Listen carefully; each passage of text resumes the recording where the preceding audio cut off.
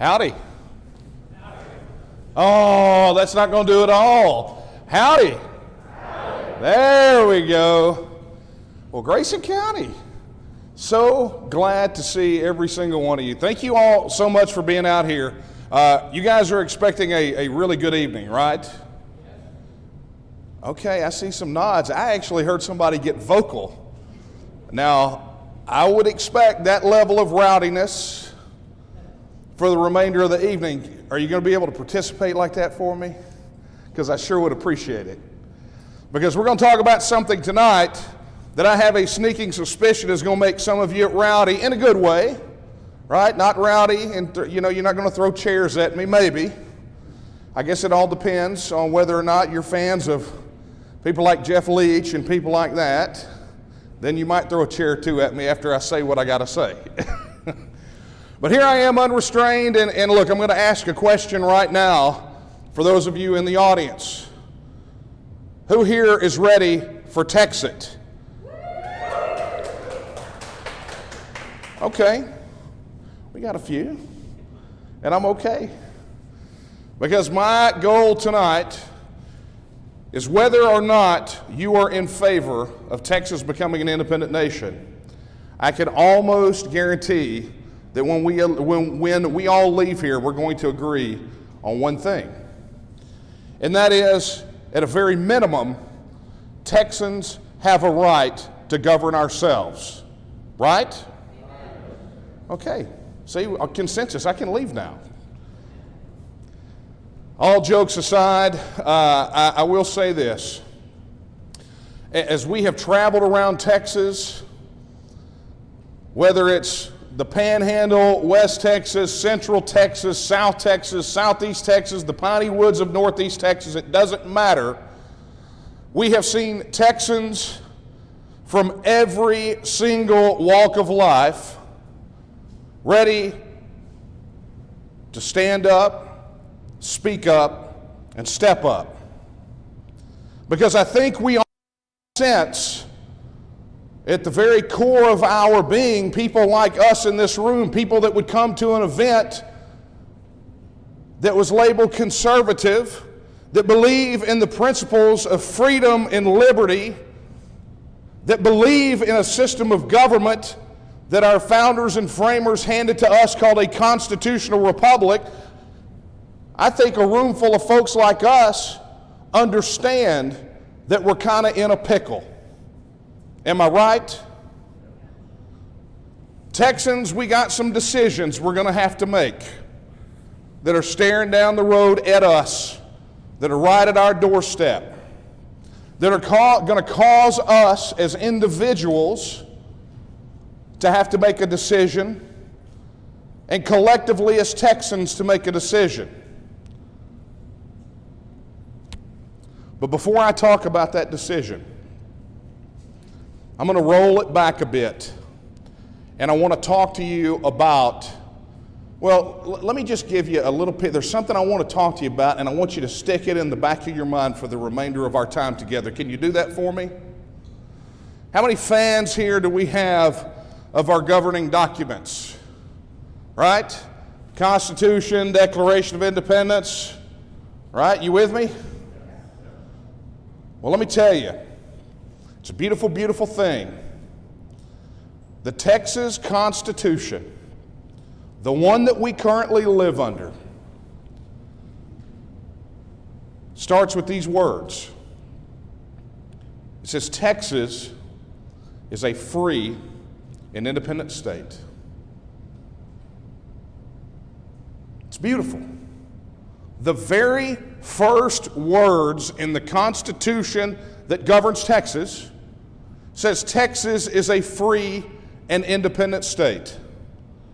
It's a beautiful thing. It's a declaration. And let me tell you, for those folks out there that are naysayers on the TEXIT issue that say the Civil War settled it, let me tell you, the Constitution we live under is a post-Civil War Constitution. And the beautiful thing about that Constitution and those words is it's contained in Article 1, Section 1. Article 1 in the Texas Constitution is also known as the Texas Bill of Rights.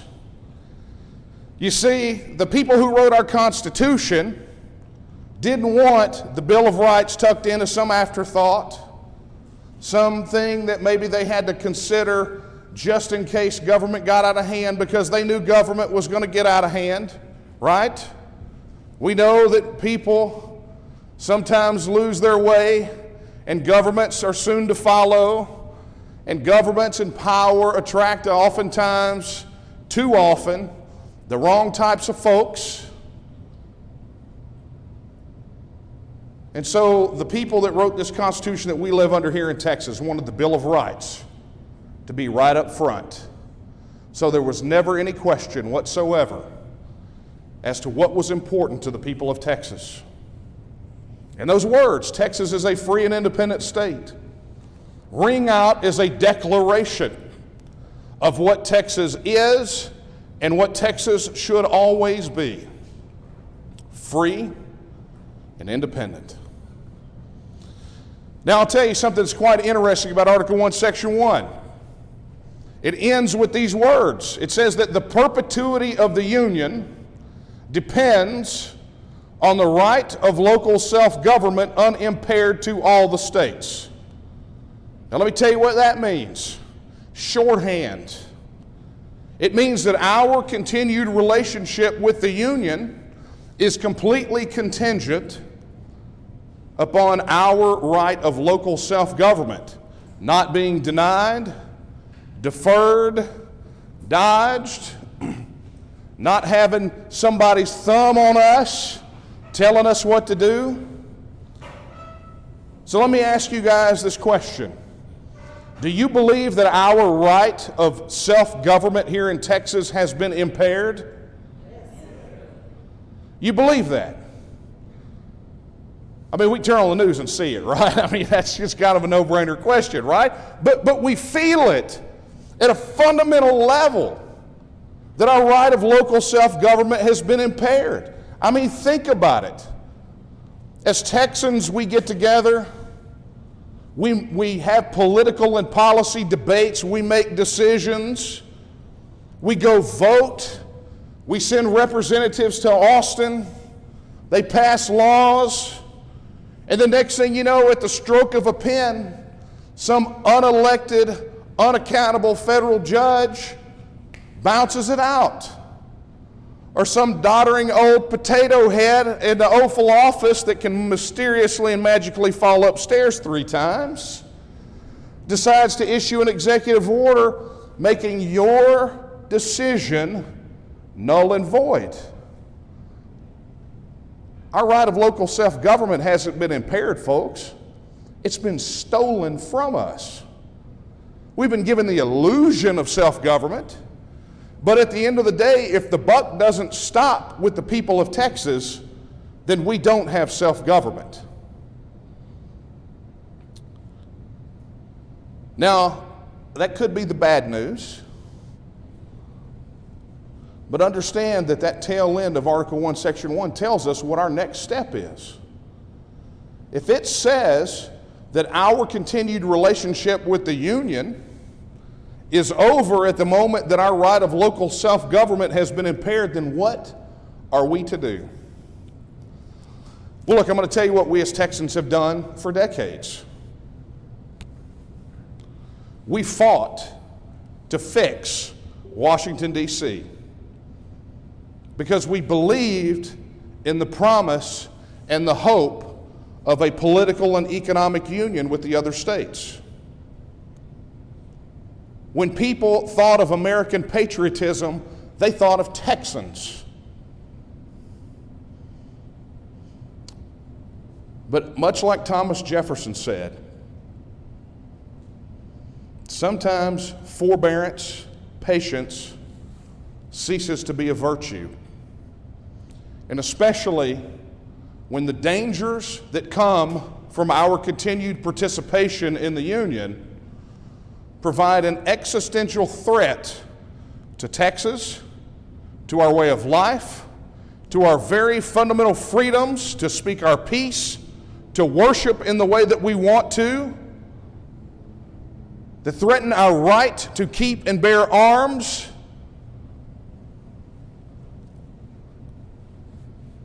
existential threat. But we got a way forward.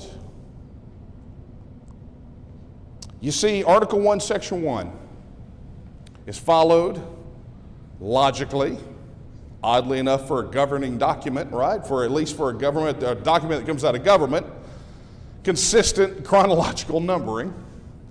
By Article 1, Section 2, and this is what it says: all political power is inherent in the people. Amen. All political power is inherent in the people. And it says that all free governments are founded on their authority and instituted for their benefit. And it says that they have, the people have, at all times, the inalienable right to alter, reform, or abolish their form of government in such manner as they may think expedient. Probably one of the most pure expressions of the right of self-government and self-determination in a governing document anywhere in the world throughout history. And the beautiful part about it is that thread stretches all the way back to the Republic of Texas Constitution in 1836, one that was written right on the heels of having to defeat a tyrant who threatened their right to keep and bear arms, who provided an existential threat to their rights, to their lives, and to their liberties. It's a beautiful thing. All political power is inherent in the people. All political power is inherent in who? Folks, that didn't sound very powerful. I can understand. Let's try this again. All political power is inherent in who? The people. And who are we? The people. We're the people. Notice it doesn't say that all political power is inherent in the pundits or the politicians or the pollsters or the propagandists masquerading as journalists. All political power is inherent in us. And if Texas is going to be a free and independent state, if we're going to secure and protect that independence and our rights that were given to us by God and not government, then it is up to us to make that happen. And it is within us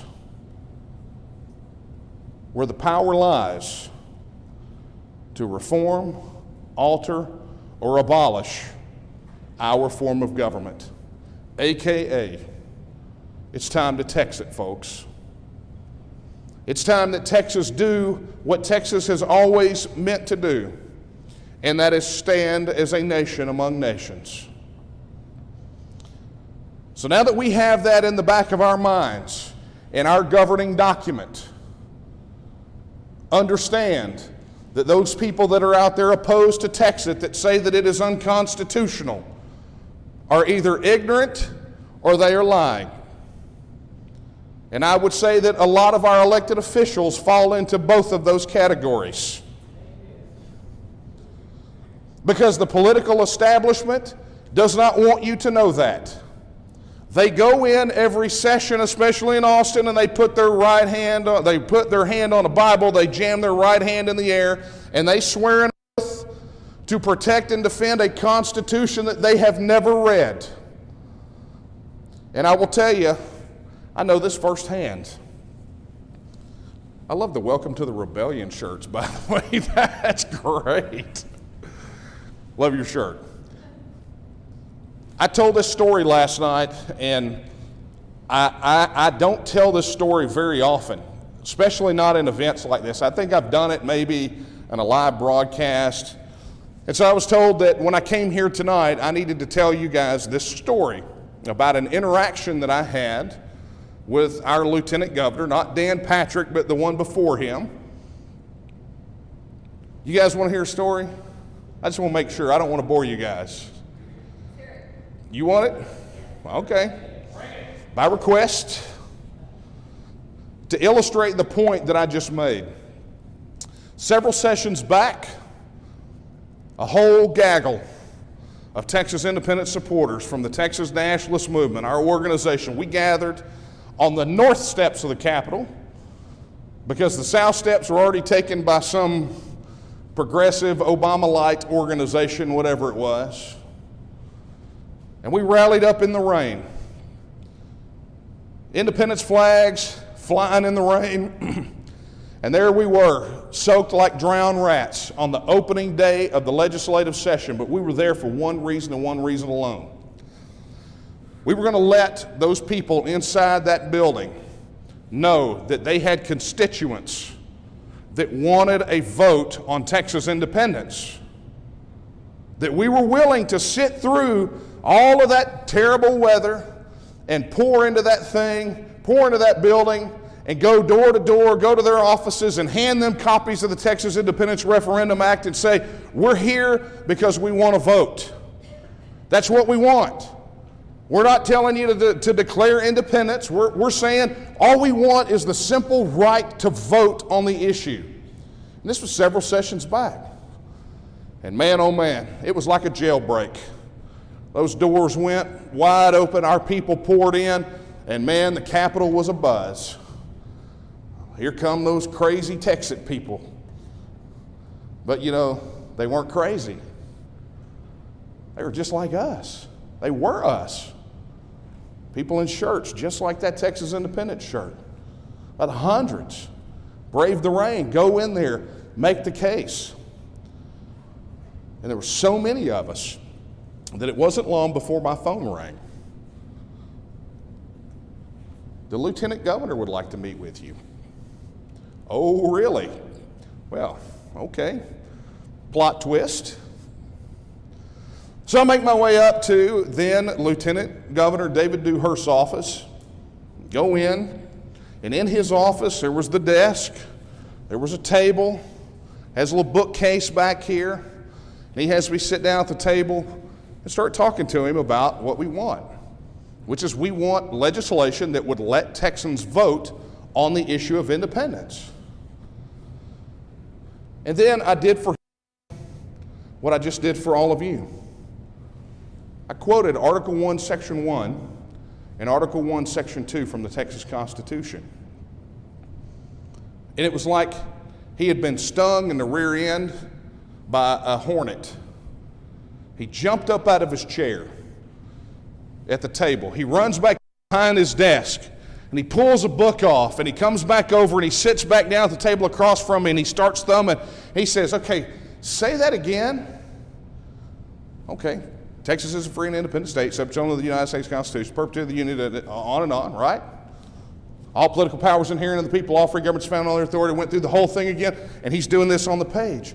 And it was at that moment that I realized that the lieutenant governor had just come from the floor of the Senate, administering the oath of office to all the brand new incoming senators, in which that oath required them to jam their hand in the air and swear to secure and protect, right? To do all those things with the Texas Constitution. You guys know the oath. And he did not even know what the first two sections in the document said. And if the lieutenant governor didn't know, what do you think the odds were that the people that were taking the oath knew Article 1, Section 1 and Article 1, Section 2? You want to understand why things are a bit upside down in our relationship, the people's relationship with Austin? There it is. Now, lest you think that our current lieutenant governor is any better,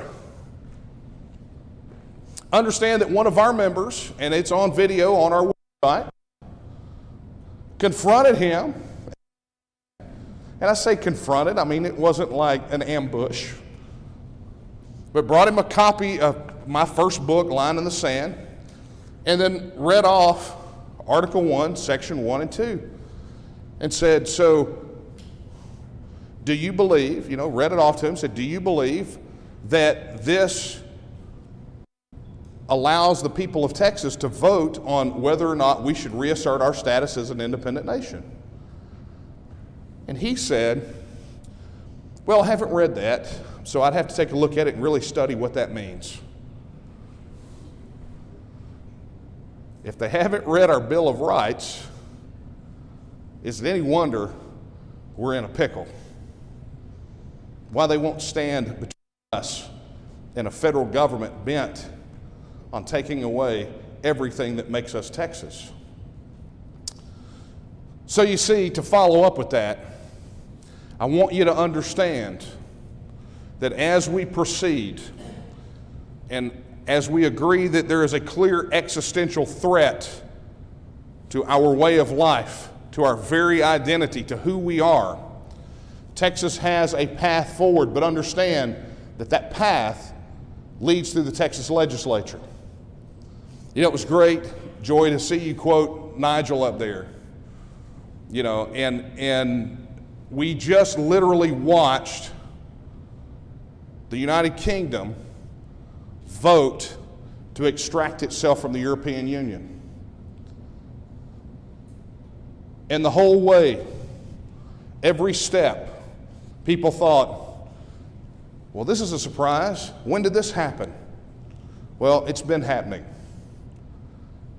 Things, I tell people this all the time. For those of you who don't know, I've been actually at this since August 24th, 1996, for almost 25 years. I fought for Texas independence. And it's amazing that probably very few of you have heard of me until now, because I've been all over. And I told somebody the other day, boy, it only took 25 years to become an overnight success. Brexit was that way, and TEXIT is that way, but understand that this fight goes way back. This fight has been going on for a long time, but here we are at a new phase of getting this done.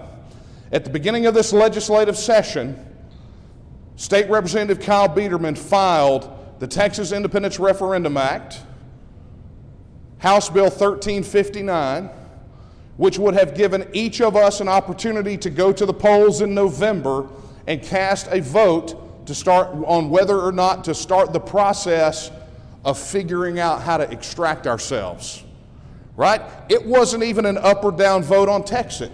It was an up or down vote on whether or not to start the process, which is a study process to figure out how we untangle some of these things. Spoiler alert, it's not that hard. But 1359, all it did was give us the opportunity to vote. And when it came about, Representative Biederman was called about every name in the book that you could imagine. Un-American, unpatriotic, traitor, seditionist, terrible. And let me tell you something about Kyle. Kyle's other job, he's not a lawyer. He's not some part-time lobbyist. Kyle owns the Ace Hardware store in Fredericksburg, Texas. That's what Kyle does. He sees the people every single solitary day. Men and women, just like me and you, because doggone rich or poor, regardless of socioeconomic background, ethnic background, sometimes we all just need nails, don't we? And so he gets to see the people. And what was amazing is Kyle said, I don't know where I'm at on this TEXIT thing. He said, but at a very minimum, I think we should put it to the people. I think we should give the people the opportunity. You know what that sounds like to me? That sounds like Article 1, Section 2, doesn't it? All political powers inherent in who? People. Yeah, Kyle knows that answer too. But let me tell you, his colleagues, and I say colleagues, I don't know if he claims them or not, but we'll be nice. His colleagues, this was their response. The inimitable Mr. Jeff Leach from Collin County. You guys are familiar with him, are you not? Okay, I heard sadly. I guess I'm not going to get any chairs thrown at me for what I'm about to say. Pretty happy about that. Jeff said it was a waste of time. You know, these guys, they love Twitter tantrums. Have you ever noticed how legislators can give a tantrum in 140 characters? I mean, it's the most amazing thing I've seen. Very, very succinct. They're long-winded on the floor of the House and the Senate, but you give them Twitter, man, they can throw a tantrum in no time flat. But it was amazing. He said, it's a waste of time.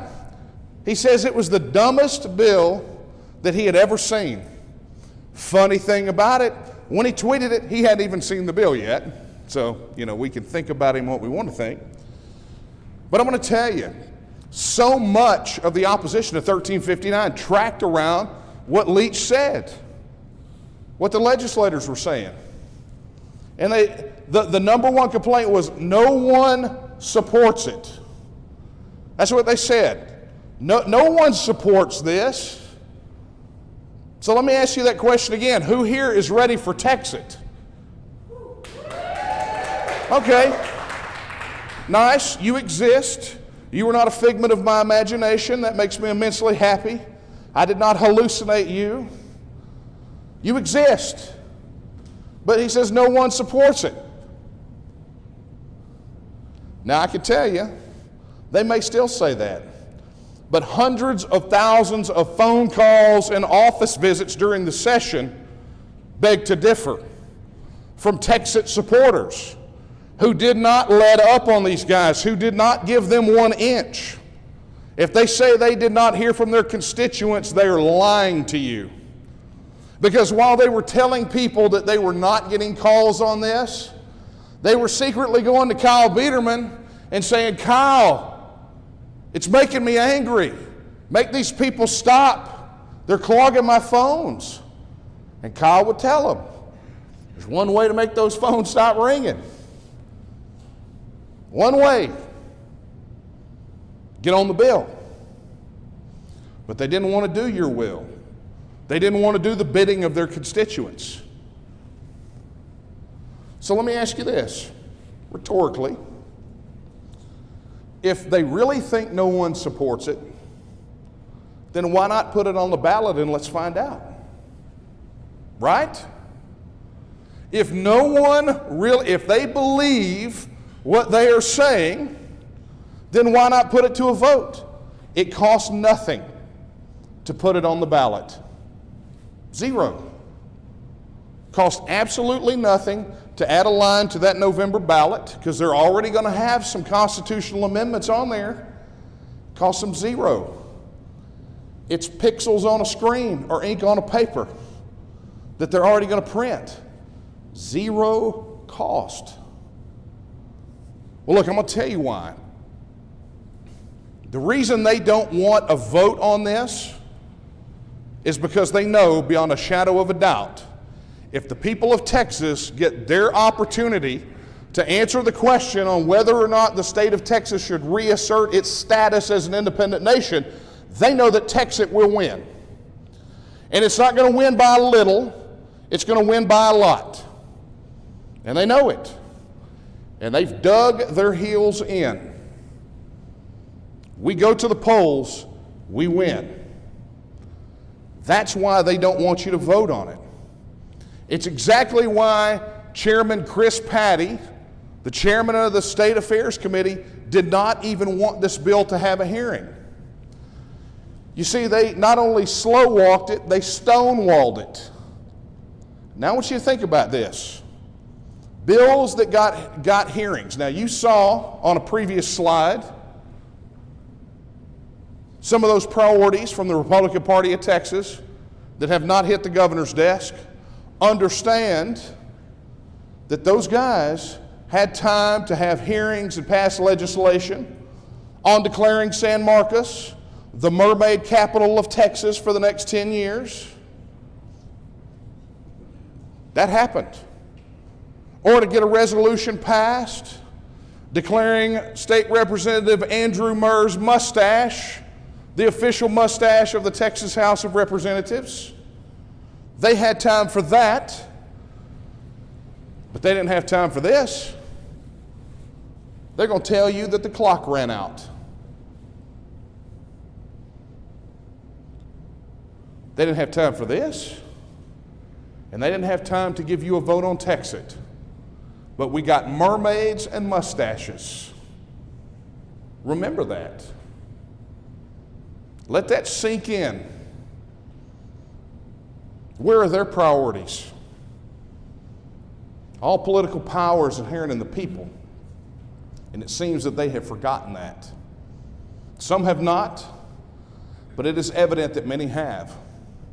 But Chris Patty would not give our bill a hearing because they have locked into the stereotype that TEXIT is nothing more than a bunch of old white guys shaking their fist at Fox News. What they don't realize is most of us old white guys have stopped watching Fox News and now watch Newsmax. That's a whole other story. So what we decided to do, because Chris Patty would not give us a hearing, he would not let the people be heard, we created a way for people to submit virtual testimony to show the world what might have been. And what took place after that, in my 25 years at this, was one of the things I can honestly say, well, it justified all of that time. One of the most inspiring displays that I've ever seen. Using committee rules of no more than 3 minutes for testimony, most coming in far short of that. By the time we went in about 6 days worth of accepting testimony, we had over 15 straight hours of back-to-back-to-back testimony. Had 1359 been heard in committee, it would have been the most testified bill in the history of the Texas legislature. It would have been one of the longest single-issue committee meetings in the history of the Texas legislature. But that's not why they stymied it. They stymied it because what they didn't want the world to see was the 15-year-old Yona Ramos, an Orthodox Jewish boy from San Antonio, who gave one of the most poignant defenses of liberty in less than 3 minutes that I've ever seen.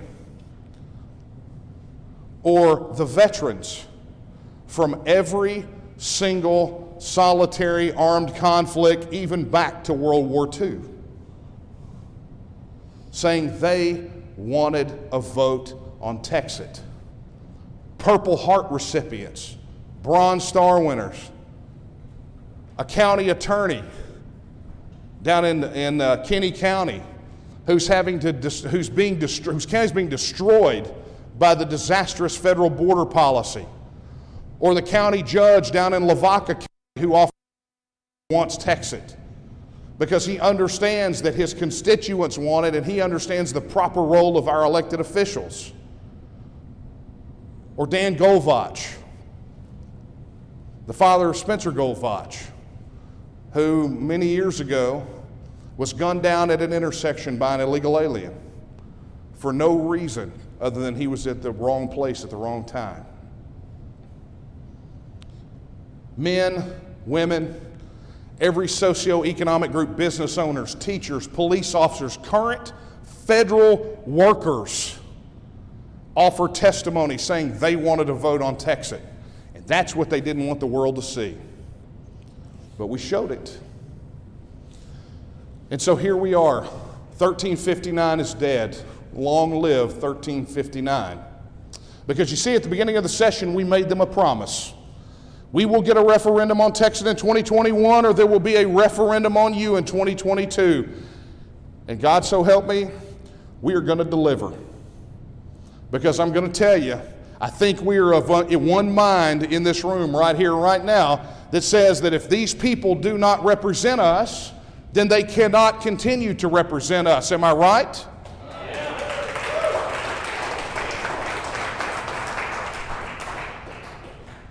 If all roads lead to the Texas legislature and the Texas legislature says absolutely not, you cannot exercise your inalienable rights under Article 1, Section 2, then that Texas legislature has got to go. They got to be gone. And we're going to make it happen. Because all political power is inherent in who? The people. That's us. So to that end, we're making good on our promise right now. We're recruiting candidates from Dalhart to Del Rio and El Paso to Orange, from every office, from the State House to the schoolhouse. We're recruiting candidates to challenge every one of these people that failed the litmus test. They were weighed in the balance and they were found wanting. They do not represent us, and so therefore they cannot represent us. And we will put people there that absolutely will. So we are recruiting these candidates. We are vetting and we are training. And we are gearing up for a one heck of a battle, the likes of which Texas has never seen. And we're going to march all the way to victory until not only we get the vote on Texas independence, but we win the vote on Texas independence. We're going to get this thing done.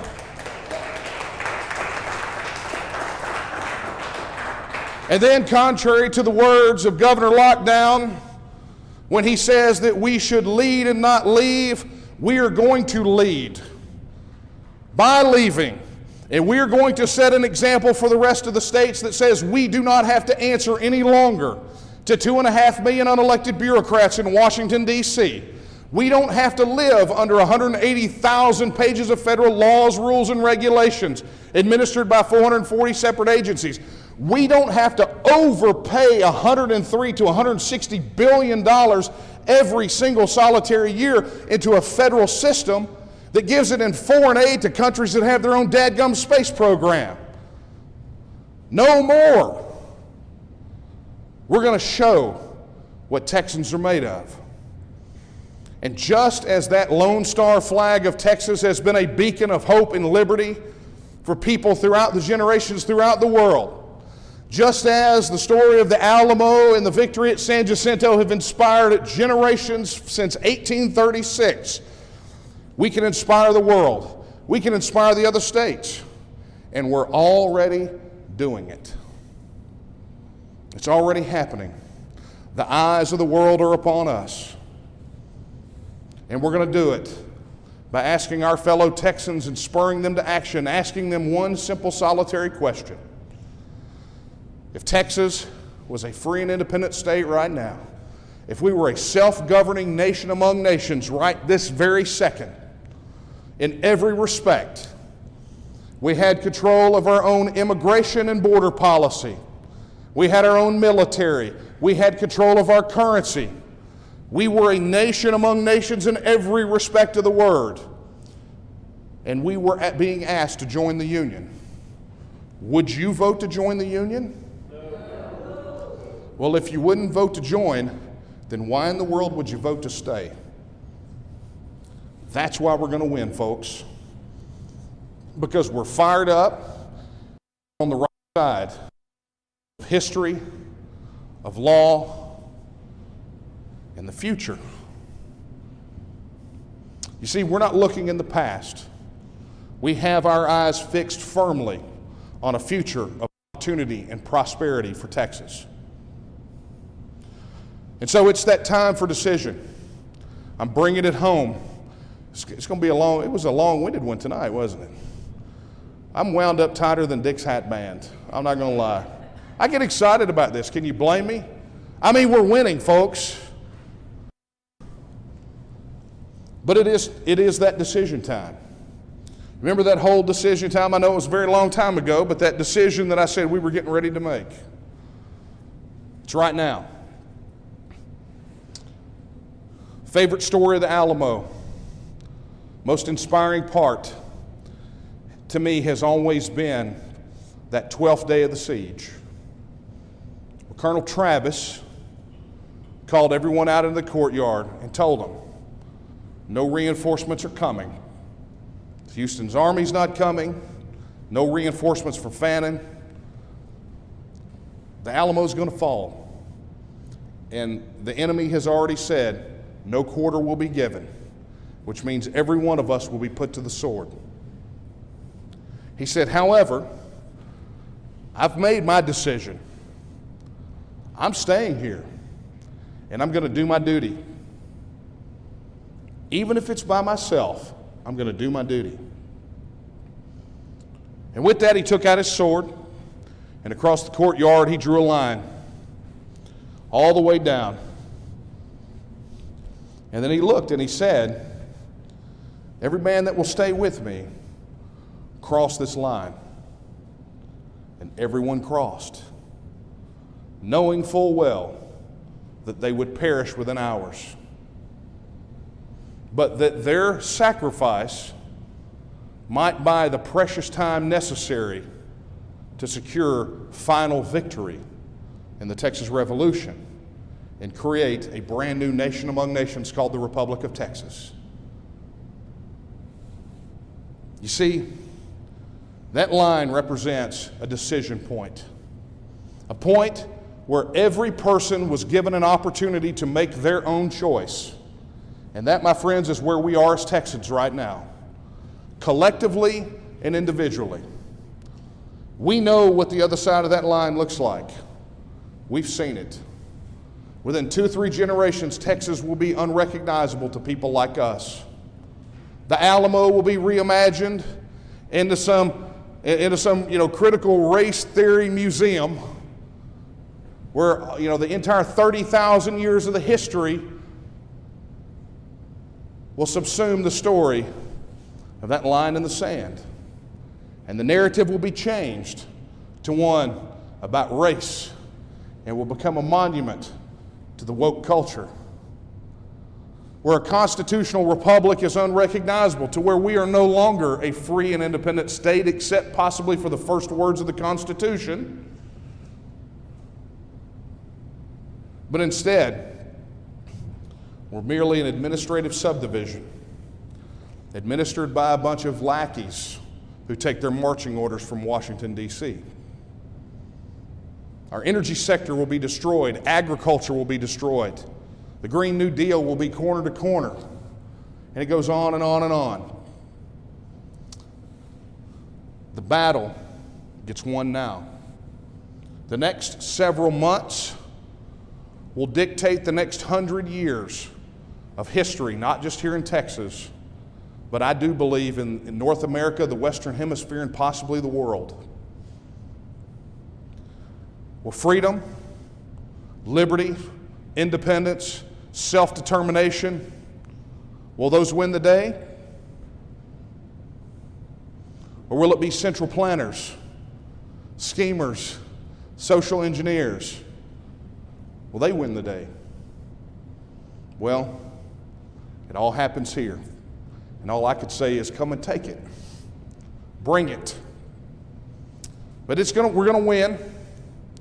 I know this beyond a shadow of a doubt, we're going to win. And here's how I know. I do not believe Sam Houston was a prophet, but I do believe that he did speak some truth. And one of those truths occurred after Texas became a state of the Union. Understanding that his countrymen were a little down in the mouth about this decision, some of them, he said this. He said, Texas will again lift its head and stand among the nations. Texas will again lift its head and stand among the nations. Well, folks, we've got an opportunity to make that happen now. Greg Abbott is going to have a special session in September for redistricting. We can pile on him to add 1359 to the call. We can find candidates, we can run candidates and get them elected, to block walk for them, donate to them, get them there to replace these folks that will not do our will. There are things that you can do. I'm going to invite you to visit with our folks here at some point to learn more about what we're doing as an organization to do this. Understand our organization. If it were a political party, would be the third largest political party in Texas. We're one of the largest political advocacy organizations in the state.